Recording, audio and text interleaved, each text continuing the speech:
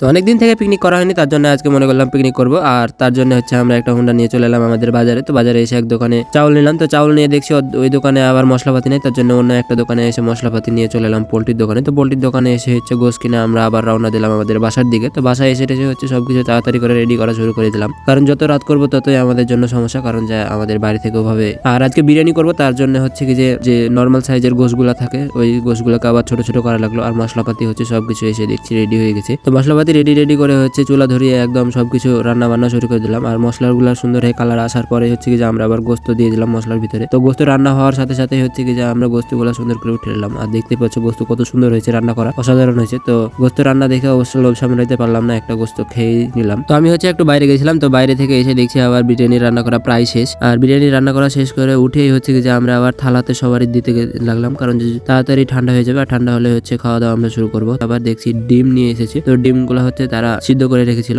ডিমগুলা ভাজতে লাগলো। আর দেখতে দেখতে আমাদের বিরিয়ানি গুলাও সবার প্লেটে দেওয়া হয়ে গেল। তো সবার নিজের নিজের প্লেট নিয়ে যে যেখানে পেরেছে সবাই বসে গেছি খেতে। বিরিয়ানির স্বাদটা অবশ্যই অসাধারণ হয়েছে। আর এরকম ছোটখাটো পিকনিক করতে আসলেই অনেক ভালো লাগে আমাদের। আর এই ভিডিওগুলো তোমরা যদি ভালো লাগে তাহলে অবশ্যই লাইক দিবে এবং সাবস্ক্রাইব করতে ভুলবে না।